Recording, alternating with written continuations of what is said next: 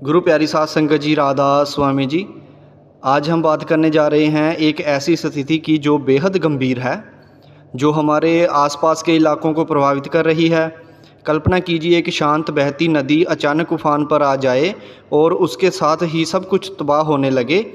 आज हम चर्चा करेंगे ब्यास नदी के पानी के उफान पर, जो एक इमरजेंसी की तरह बन गया है और संगत के लिए एक बहुत ज़रूरी संदेश जो हर किसी के को सुनना चाहिए।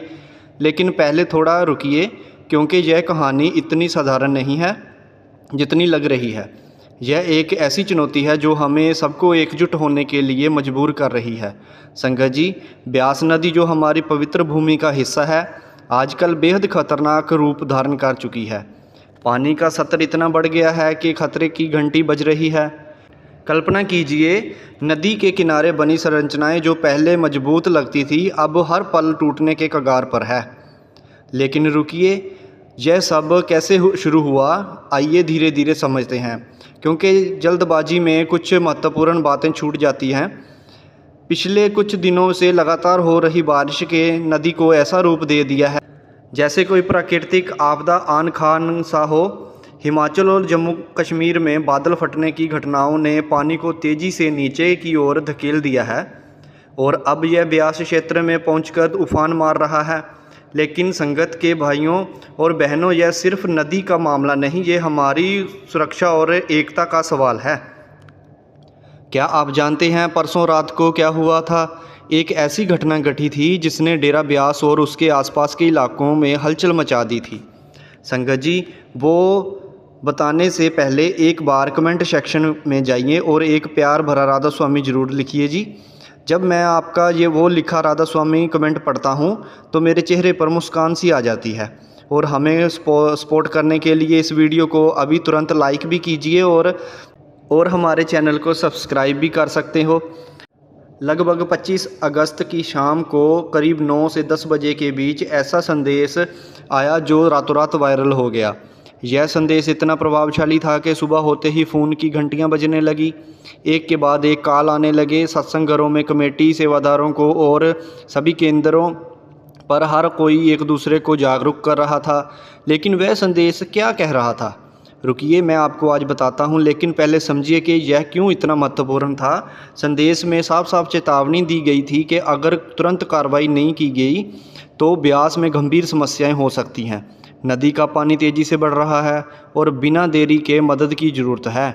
सभी केंद्रों से, सेवादारों से और सचिवों से अपील की गई कि वे तुरंत डेरा पहुंचे। संगत जी, यह संदेश सिर्फ ब्यास तक सीमित नहीं रहा, यह जल्दी ही ये जालंधर, अमृतसर और दूसरे राज्यों में के केंद्रों तक फैल गया। रात भर फ़ोन बजते रहे। कुछ लोगों को सुबह 6 बजे कॉल आई तो कुछ लोगों को 7 बजे। हर कोई कह रहा था तुरंत लोग भेजो, रेत के बैग इकट्ठा करो। संगत के ने अपनी जेब से पैसे निकालकर बैग खरीदे और भेजना शुरू कर दिए। लेकिन क्यों इतना जल्दबाजी? क्योंकि अनुमान लगाया गया था कि करीब 1.5 लाख रेत के बैगों की फ़ौरन ज़रूरत है। नदी किनारे बनी बांध जो पिछले साल बनाई गई थी, वह टूटने के खतरे में थी। अगर समय रहते ध्यान न दिया गया तो सब कुछ बर्बाद हो सकता है। अब आइए थोड़ा पीछे चलते हैं। पिछले साल की बाढ़ में बांध मजबूती से खड़ा रहा, ब्यास पूरी तरह सुरक्षित रहा। उसके बाद भी सेवा जारी रही और बांध को और मजबूत बनाया गया। लेकिन आज पानी का स्तर लगातार बढ़ रहा है। ज़मीन के ऊपर और नीचे पानी भर गया है। मिट्टी कभी भी खिसक सकती है क्योंकि सब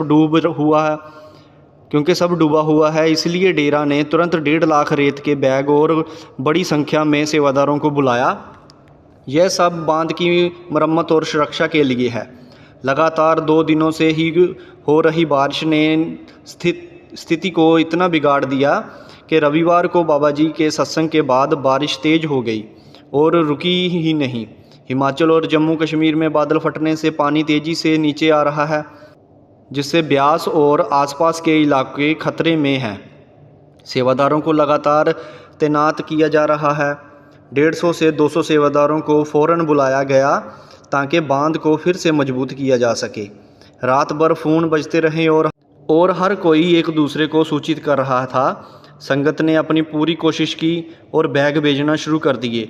लेकिन संगत जी यह सब बाबा जी की कृपा और दया पर निर्भर है।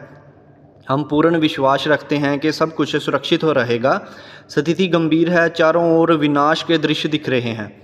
न्यूज़ चैनल और वीडियो दिखा रहे हैं कि हालात 2023 से भी बदतर हैं।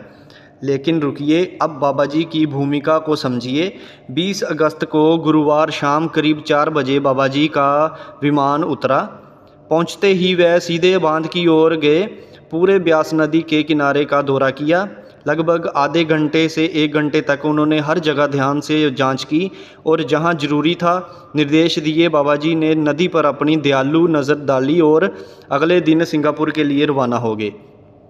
जो उन्होंने देखा और समझाया वह आज काम आ रहा है। वर्तमान में बाबा जी सिंगापुर में हैं। इस हफ्ते हैदराबाद में भंडारा है जिसे हजूर जी संभालेंगे। बाबा जी कुछ दिनों में लौटेंगे और ब्यास भंडारों से पहले ज़रूर मौजूद रहेंगे। उनकी वापसी की जानकारी समय पर वीडियो के माध्यम से दे दी जाएगी। ब्यास के आसपास रहने वाले संगत को अपने इलाकों पर नज़र रखनी चाहिए और सावधानियां बरतनी चाहिए ताकि कोई समस्या ना हो। लेकिन संगत जी यह सब इतना आसान नहीं। आइए अब गहराई से समझते हैं कि स्थिति कैसे बनी। पहले तो हम बात करें कि व्यास नदी का महत्व क्या है। यह नदी हमारी संस्कृत और आध्यात्मिक विरासत का हिस्सा है।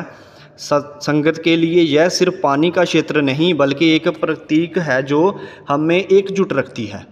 लेकिन जब प्रकृति का यह रूप को क्रोधित हो जाता है तो हमें सतर्क होना पड़ता है। हाल के दिनों में हिमाचल प्रदेश में भारी तबाही मची है। मंडी, कुल्लू, मनाली जैसे इलाकों में ब्यास नदी के ने रास्ता बहा दिया है।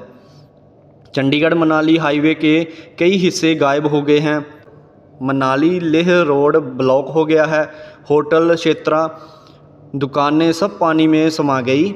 एक ट्रक तो पानी में ही बह गया और लोग घंटे फंसे रहे। लेकिन पंजाब में भी ब्यास ने इतना मंड क्षेत्र में 20 से ज़्यादा गांव डूब गए। हजारों एकड़ फसलें बर्बाद हो गई। संगत के डेरा ब्यास ने तुरंत कदम उठाए। आदेश के अनुसार 150 से 200 सेवादारों फ़ौरन भेजे गए। बांध जो नदी किनारे बना था जहां लोग फूल चढ़ाते हैं वह पीछे सड़क के पिछले महीने की सेवा से तैयार हुआ था। लेकिन अब पानी ऊपर नीचे भर गया है। मिट्टी खिसकने का खतरा है, इसीलिए मरम्मत ज़रूरी है। बारिश ने सब बिगाड़ दिया और बादल फटने से पानी तेज आया। अब सोचिए अगर हम सब एक हो जाएं तो क्या हो सकता है।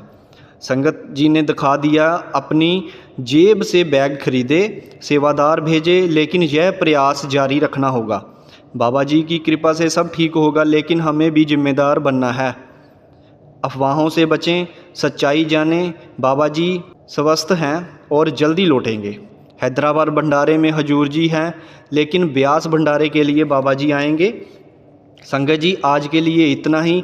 अगर आपको ये वीडियो से कुछ नया जानने को मिला हो तो इस वीडियो को लाइक ज़रूर कीजिए और ऐसे ही और वीडियो के लिए इस चैनल को सब्सक्राइब ज़रूर कीजिए जी। बाकी जाते जाते कमेंट बॉक्स में राधा स्वामी ज़रूर लिख दिए जी।